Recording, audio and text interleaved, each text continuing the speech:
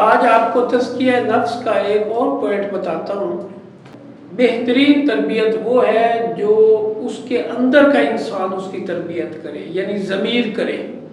اندر سے اٹھنے والی آواز میرے رب نے ایسی خوبصورت رکھی ہے کہ آپ چھوٹا سا عمل کریں غیر شرعی یا بڑا عمل کریں، فوراً اندر سے آواز آتی ہے، دل و دماغ میں گونج جاتی ہے وہ آواز کہ یہ کام جو کر رہے ہو یہ غلط کر رہے ہو۔ تو انسان کو فوراً رک جانا چاہیے۔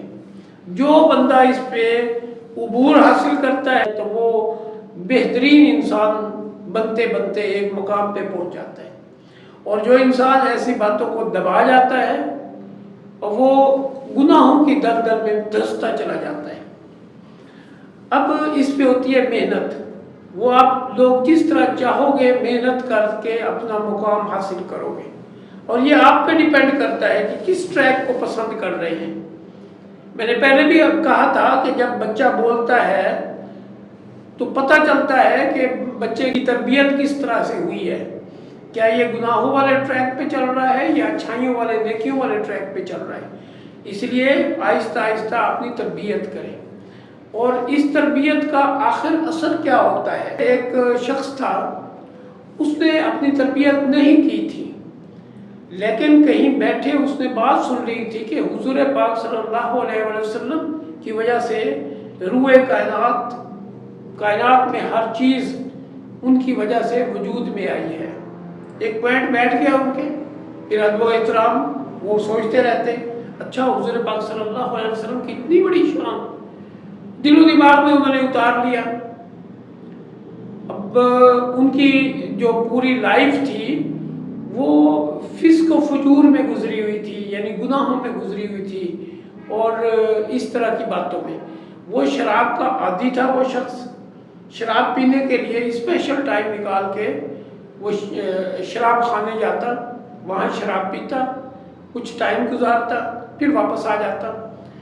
تو اس دور میں یہ گاڑیاں نہیں تھی، گھوڑ سواری ہوا کرتی تھی، اونٹوں پہ، گھوڑوں پہ، خچروں پہ لوگ سفر کرتے تھے، پیدل سفر کرتے تھے۔ تو وہ اپنے ایک گھوڑے پہ نا، جو اس نے بڑے شوق سے پالا ہوا تھا، گھوڑے کو سر پٹ دوڑاتے ہوئے، فل اس کو تیز دوڑاتے ہوئے وہ شراب خانے جا رہا تھا، کیونکہ اس نے وہاں پہ ٹائم دیا ہوا تھا کہ میں فلاں ٹائم پہنچاؤں گا۔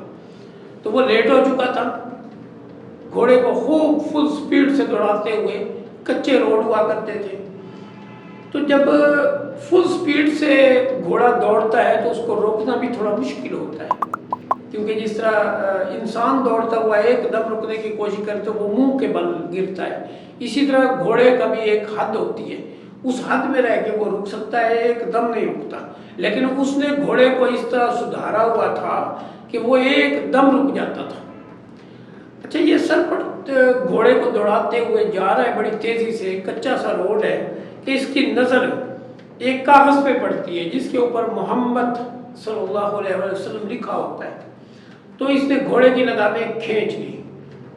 گھوڑا چونکہ سدھرا ہوا تھا وہ وہیں پہ رک گیا، اور اس جہاں کاغذ پڑا تھا اس سے پہلے رکا۔ جیسے رکا یہ بڑی اجلت میں نیچے اترا، یعنی بڑی تیزی سے نیچے اترا۔ نیچے اتر کے اسے وہ کاغذ اٹھایا، اٹھا کے اس کو چوم کے صاف کیا، صاف کر کے پھر ہاتھ میں لیا، اور دوبارہ گھوڑے پہ بیٹھ کے شراب خانے نہیں گیا، بازار میں ایک عطر کی بہت مشہور دکان تھی جس کا عطر خوشبو پورے علاقے میں مشہور تھی، وہ سیدھا وہاں پہ گیا، وہاں سے بہترین خوشبو خریدی، اس کاغذ پہ لگائی جس کے اوپر حضور پاک صلی اللہ علیہ وسلم کا نام لکھا ہوا تھا، کاغذ پہ خوشبو لگائی۔ اور اس دور میں چاہے گنہگار انسان ہوتا یا نیکوکار ہوتا، سب نے پگڑی پہنی ہوتی تھی، امامہ رکھا ہوتا تھا، اس کی بھی پگڑی سر پہ تھی۔ تو اس نے کاغذ کے اوپر یہ عطر لگا کے اب کاغذ کو مخاطب کر رہا ہے کہ تجھے پتہ نہیں تیرے اوپر کتنی بڑی ہستی کا نام لکھا ہوا ہے، اس لیے تیرا اب تقدس اور احترام بہت زیادہ ہے، عام کاغذوں کی نسبت بڑھ گیا ہے، تیرا مقام وہ نہیں تھا جو نیچے زمین پہ پڑا تھا، تیرا مقام تو یہ ہے۔ اس نے اپنا امامہ اتارا، اس کاغذ کو جو صاف کر چکا تھا، چوم چکا تھا، عطر لگا چکا تھا، اس کو سر پہ رکھا، اس کے اوپر امامہ شریف رکھا اور رکھنے کے بعد پھر سیدھا شراب خانے پہنچ گیا جہاں اس نے ٹائم دیا ہوا تھا۔ اب ایک طرف تو یہ شراب خانے جا رہے ہیں، ایک طرف اس کا عمل میرے اللہ کو بڑا پسند آیا۔ اس وقت کے جو اللہ والے تھے بہت ان کا نام تھا اور ولی اللہ میں ان کا ٹاپ آف دا لسٹ نام تھا، علاقے والے جانتے تھے۔ فوراً ان کو الہام ہوا میرے رب کی طرف سے کہ جاؤ میرا ایک بندہ شراب خانے میں ہے فلاں بن فلاں، اس کو اپنے ساتھ ملاؤ۔